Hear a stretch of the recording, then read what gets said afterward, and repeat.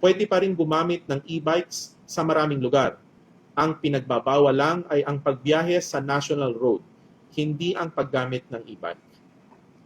At para sa kaalaman ng publiko, malinaw kung saan pinapayagan ng LEVs. Maaari silang gumamit ng local at secondary road, depende sa ordinansa ng LGU. Maaari silang gumamit ng bike lanes para sa low speed at lightweight LEVs at e-bikes kung pinapayagan ng LGU at akma sa design ng lane.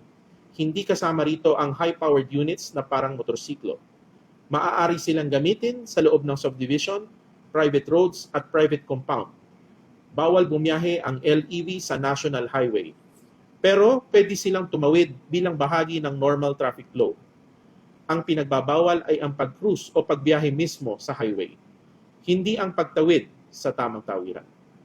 Ngayon, doon sa may mabigat na punto, kung dumating ang panahon na may mangyaring aksidente, may masagasaan, may mamatay, o may seryosong sakuna na kinakasungkutan ng isang LEV na walang plaka, walang rehistro, at walang malinaw na pagkakakilanlan, mahihirapan tayong matunton kung sino ang may-ari o responsable. Trabaho ng mambabatas ang magbalangkas ng mas malinaw at mas modernong batas para sa LEVs upang lubusang maprotektahan ang bawat Pilipino. Kung sa tingin nila kulang ang batas, may kapangyarihan silang ayusin ito sa Kongreso. Ang aming panawagan, sana wag na nating hintayin na may malalang trahedya muna bago kumilos. Huwag sana nating hayaan na mangyari muna ang aksidente, sakalang magpapatawag ng hearing in aid of legislation at doon palang kikilos. Habang wala pang bagong batas, tungkulin ng LTO ipatupad ang umiiral na batas upang masigurong ligtas ang lahat. Maglalabas kami ng guidelines at information campaign para maliwanag kung saan pwede at bawal ang LEVs. At bilang tugon sa mga hinaing ng publiko, nais ko pong linawin, narinig ng ating Pangulong Bongbong Marcos at ni Secretary Giovanni Lopez ang inyong concern. Kaya pansamantalang walang impounding operation habang nagpapatupad muna kami ng malawakang information drive upang bigyan ng sapat na panahon ang lahat na maunawaan at makasunod sa umiiral na regulasyon.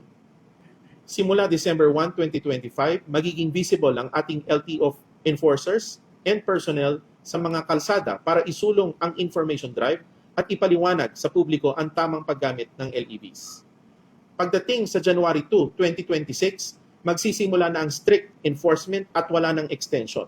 Kasama rito ang apprehension para sa mga lalabag sa pagbabawal sa national highway. Sa huli, iisa lang ang layunin ng LTO, hindi upang pahirapan ng publiko, kundi upang matiyak na ang ating mga kalsada ay ligtas, maayos at may malinaw na pananagutan ng bawat gumagamit nito.